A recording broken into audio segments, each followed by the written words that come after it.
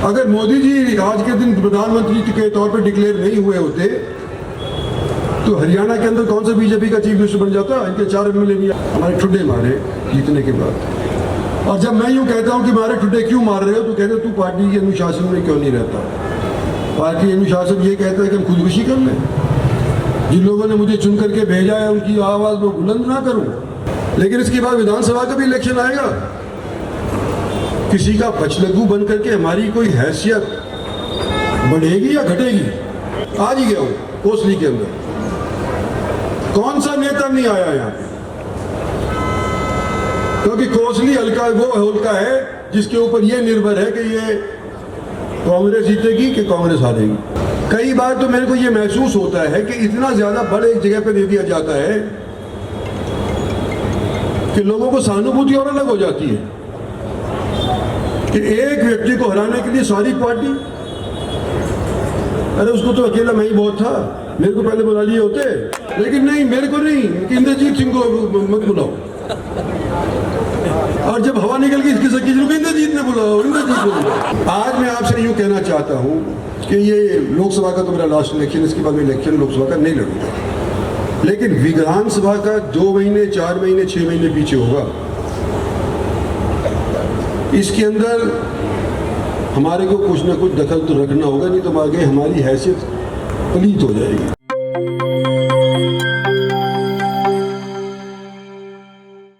नमस्कार, मैं हूं निशा और आप देख रहे हैं जेपी हरियाणा।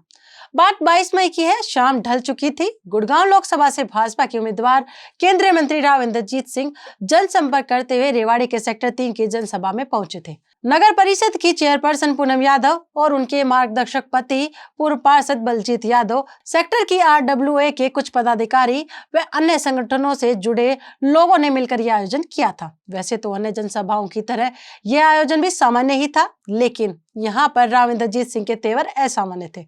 ऐसे तेवर राव कभी कभी ही दिखाते हैं। राव इंद्रजीत सिंह निश्चित रूप से दिन भर के जनसंपर्क के बाद थकान महसूस कर रहे होंगे, मगर माइक संभाला तो वह अपनी पुरानी स्टाइल में आ गए।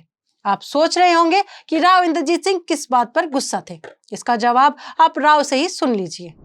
मंच से पूनम जी ने भी, सुधीर जी मेरी उपलब्धियां बता दी हमारी भारत सरकार की 10 साल की।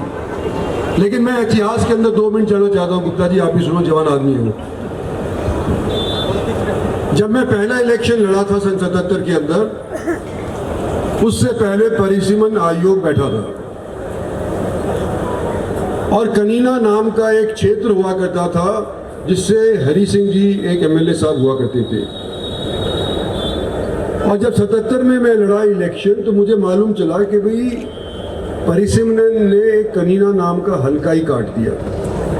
यानी कि जो परिसीमन आयोग ने किया, अगर उस टाइम मेरा बस चल रहा होता तो पता नहीं मेरे को क्या क्या कह देता।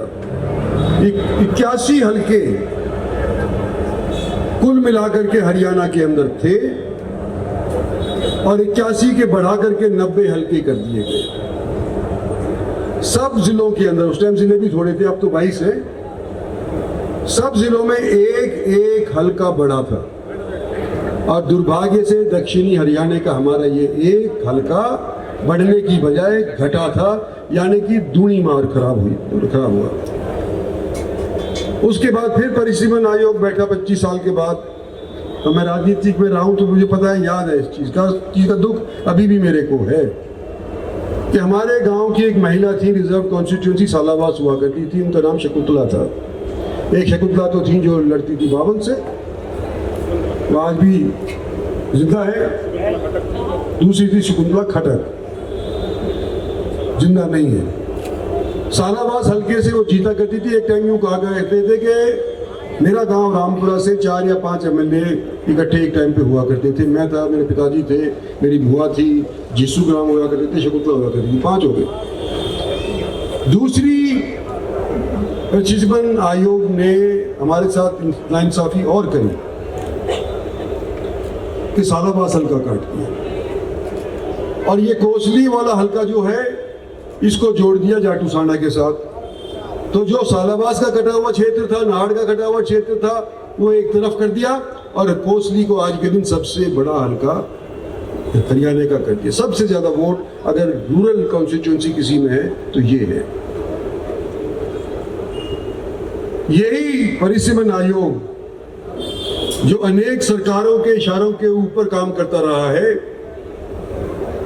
इसने हमारे लोकसभा के क्षेत्र को भी बनाया दूसरा। गुड़गांव महेंद्रगढ़ एक हुआ करता था, महेंद्रगढ़ को भिवानी के साथ जोड़ दिया, गुड़गांव को मेवात के साथ जोड़ दिया। सबसे ज्यादा आज के दिन वोट कहीं पर है तो आज के दिन गुड़गांव लोकसभा के अंदर है। बाकी सब लोकसभा के अंदर 17 लाख 18 लाख, हमारे 25.5 लाख है। मतलब हमारा सवाया फालतू। एक हल्का हमारा जो और हो सकता था आगे पीछे, वो उन्होंने काट दिया और जाटूसाना को रोहतक के साथ लगा दिया। आज जाटूसाना के अंदर सालावास भी मिल गया, कनीना भी मिल गया और सबसे बड़ा हल्का है।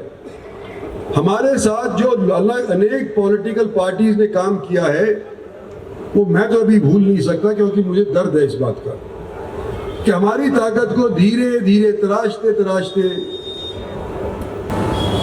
और बड़ा बड़ा खेल दिखा करके यूं कहा कि तुम साथ दे दो और हम तुम्हारा वापस साथ देंगे। हमारे ठुड्डे मारे जीतने के बाद। और जब मैं यूं कहता हूं कि हमारे ठुड्डे क्यों मार रहे हो तो कहते हो तू पार्टी के अनुशासन में क्यों नहीं रहता। पार्टी अनुशासन ये कहता है कि हम खुदकुशी कर लें। जिन लोगों ने मुझे चुन करके भेजा है उनकी आवाज़ में बुलंद ना करूं। मेरी किस चीफ मिनिस्टर से लड़ाई ना हो। मैंने सड़क में कोई घर में किसी में मैंने कोई पेट्रोल पंप लगाया हो, कोई फैक्ट्री लगाई हो, वजन लाल से मेरी लड़ाई नहीं, हुड्डा साहब से मेरी लड़ाई नहीं। आज के दिन किसी और से भी लड़ाई हो सकती है। क्यों? क्योंकि वोट से तो हम जिताते हैं ना। और चलो आज बड़ा इलेक्शन है, मोदी जी का नाम लेते हैं।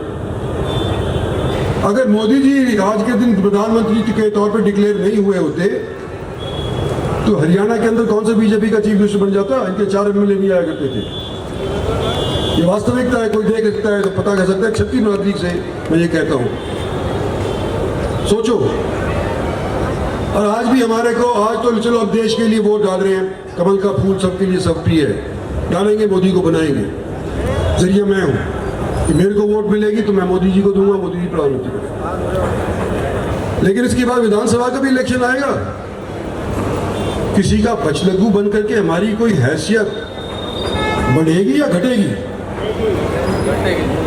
और आज के दिन हमारी बात सुनने, मैं कल गया था यहाँ पे, आज ही गया हूँ कोसली के अंदर।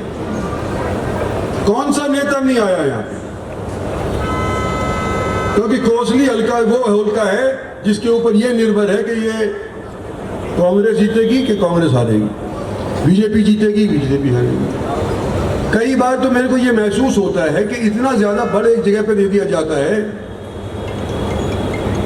कि लोगों को सहानुभूति और अलग हो जाती है कि एक व्यक्ति को हराने के लिए सारी पार्टी, अरे उसको तो अकेला मैं ही बहुत था, मेरे को पहले बुला लिए होते, मैं वहां से मैंने किसी बार रह लिया। लेकिन नहीं, हम तुम्हारे साथ हैं। लेकिन नहीं, मेरे को नहीं, इंद्रजीत सिंह को मत बुलाओ। और जब हवा निकल गई इसकी सकी को इंद्रजीत ने बुलाओ, इंद्रजीत को बुलाओ।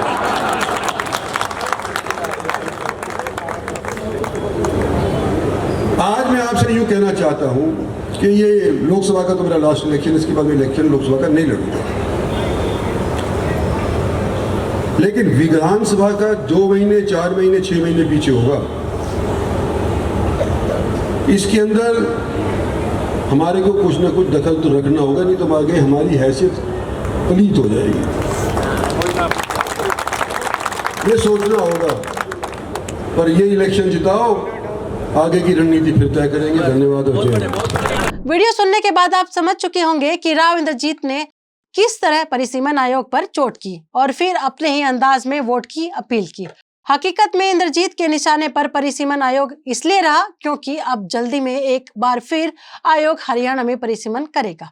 इस बार भी विधानसभा और लोकसभा सीटें बढ़ेंगी और आयोग की रिपोर्ट के बाद हरियाणा का पूरा राजनीतिक मानचित्र बदलना है। राव की सीएम बनने की दबी इच्छा अब एक बार फिर उभरने लगी है। राव का भविष्य भी इस बार के चुनाव परिणाम पर निर्भर करेगा। कमजोर भाजपा का मतलब होगा ताकतवर राव और ताकतवर भाजपा का मतलब होगा कमजोर राव। अगर चुनाव परिणाम राव इंद्रजीत की इच्छा के अनुरूप आए तो पार्टी में राव का कद और पद दोनों बढ़ जाएंगे और वह विधानसभा चुनाव के समय पार्टी से मोलभाव करने की स्थिति में होंगे।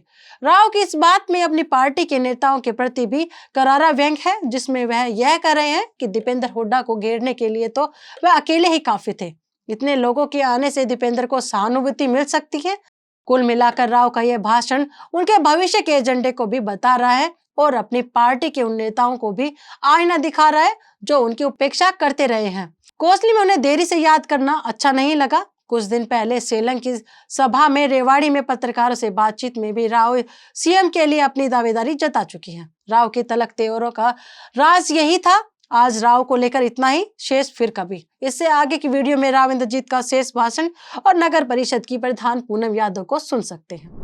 मैं इंद्रजीत सिंह, आपका प्रत्याशी, मेरे लिए आप अपना मत का इस्तेमाल करें। मुझे यकीन है कि आप मुझे वोट देंगे, क्योंकि पहले भी आप लोगों ने वोट दी है। और मैंने बीच के अंदर इन 10 साल में तो क्या 40-42 साल के अंदर कोई ऐसा काम नहीं करा जिससे मैं शर्मिंदा हूँ। और जब मैंने लोगों की ताकत को लोगों के लिए इस्तेमाल किया है तो मुझे यकीन है कि आप लोग मेरे को इस बार भी पहले से ज़्यादा समर्थन देंगे, क्योंकि इस बार हमारा जो प्रतिद्वंदी है वो शायद हरियाणा के ही नहीं है, बाहर की दूसरी जगह के अंदर है। और मैं आपका जाना माना पहचाना परखा हुआ एक प्रत्याशी हूँ, तो इसलिए मुझे उम्मीद है। आज मैं अपने सेक्टर 3 अपने परिवार में आप सबके बीच में अपने परिवार से राव साहब जी के लिए वोटों की अपील करती हूँ और ये कहती हूँ कि आप अपना पूर्ण रूप से समर्थन, सहयोग और साथ दें।